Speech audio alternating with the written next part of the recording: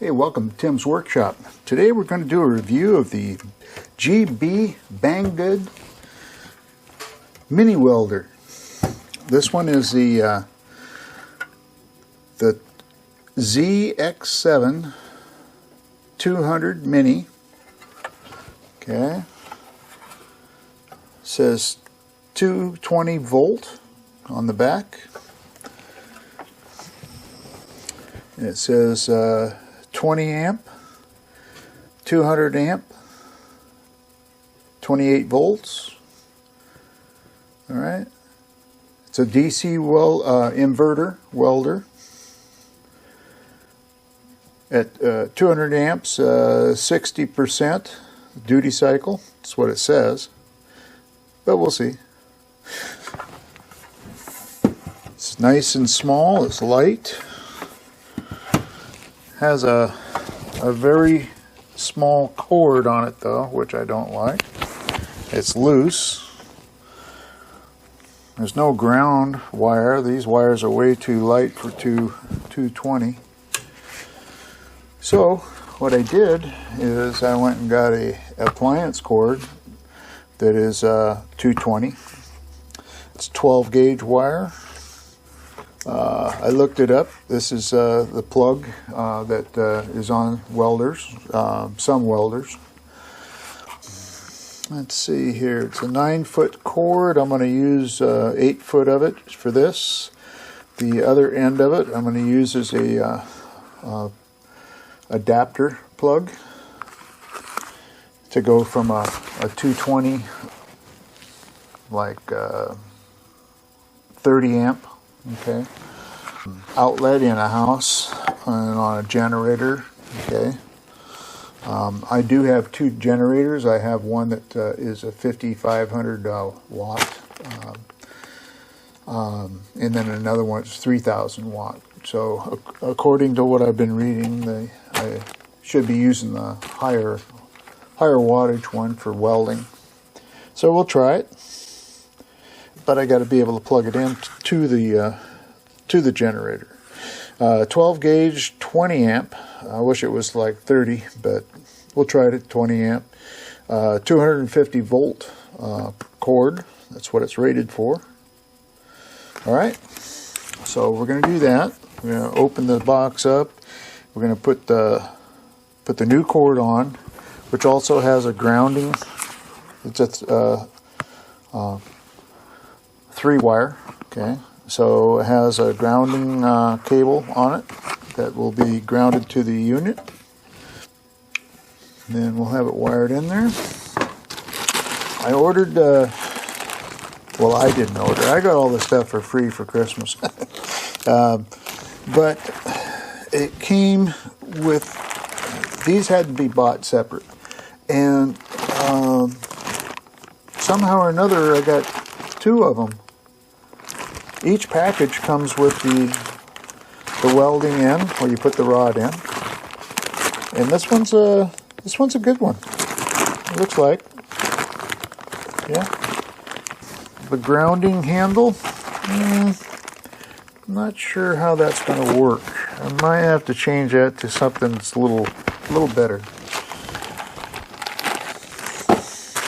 But I got 2 of them. I'm like, okay. Then this comes with the unit. This has the tails that you can plug in your grounding point and your positive lead. Okay. But does this come with it already? It already comes with it. So these are extra too. It comes with it has 2 slots here for a strap that you can put a strap on it. But you had to carry it, I guess. You're not going to carry around this thing when you're welding, so kind of odd. So it came in this box. Okay, it was cardboard box. Came with instructions. right here. It's all in Chinese, except for the numbers here. So the numbers are cool, except I don't know what this says over here. So, or here. I think it has some pictures in here though that might be helpful, like here. Okay. It says AC 220 volt, right? And it shows 3 prongs plug on this, but yet it only has 2 wires, so figure that one out. Yeah, but you know, I got it for free. You know, this is a Christmas present. I think it only costs like $50. You know, so you get what you pay for. But from what I've been reading, once you get this thing fired up in 220, it welds pretty good. So it's a stick welder. Okay, and I bought some 332 electrodes, welding rods. They're about, oh, I don't know, 12 inches long. 14 inches. 14 inches long. It's E6013. It's for steel. Okay. So make sure when you buy these, I bought these at Harbor Freight, but make sure you look at the chart so you're buying the right welding rods for what you're welding with, you know, or trying to weld, you know. All right, so there we go. Put this over here for now. So first thing I'm going to do, I'm going to open this thing up and put the right cord on here. So once I get it attached, I'll turn the camera back on and show you what I did. Okay, well, I got it opened up.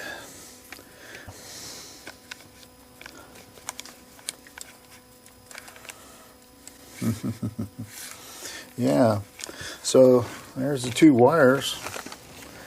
So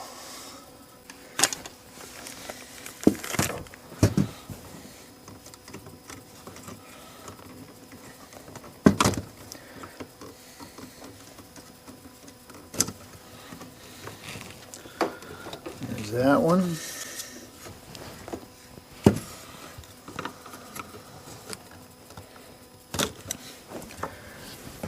There we go. Okay, so I got the case open, and I took the cord out of there, as you saw in the last part of the video. I took off the end of the cord that I'm going to be putting on here. This is the end that's going into the 220. This is the other end that I got the ground. I got the pigtail on the ground already. I'm putting on the terminals, the connectors, and I'm also putting heat shrink on. So I got this one ready to crimp. This is 12 gauge connectors.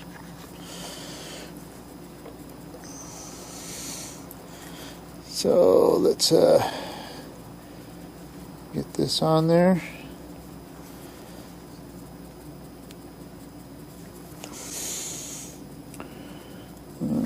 Bite it down a little bit more. Okay. Make sure it's on there good. Yep. Okay. And then got the heat shrink.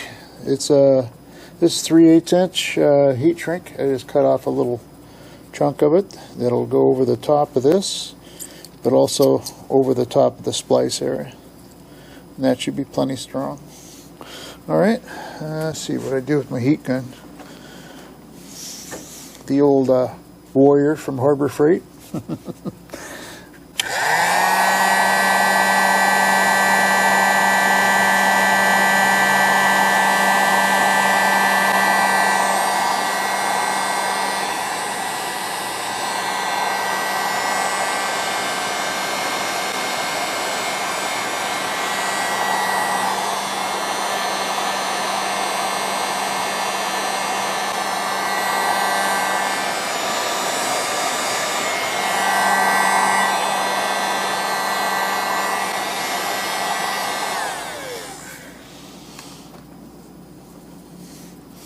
Okay, and then this actually came off this unit. What I did is I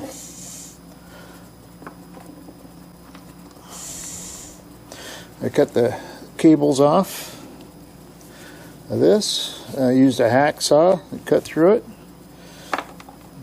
on the one side. What I did is to open this up to get these cables through here is used a drill. Okay, put it in the vise, drilled through it. This is the other part of the cable that I hacksawed off, the old cable. So now this can go in like this. Okay, and I can hook up these cables. That's why I have this loose right now, to get a little more flexibility out of it. Hook up these terminals.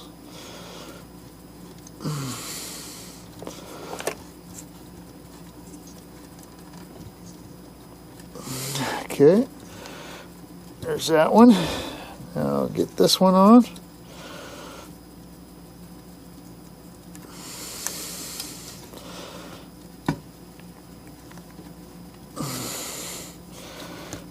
Okay, so those are both on now. Now I'll get the plug back in. Okay. Okay.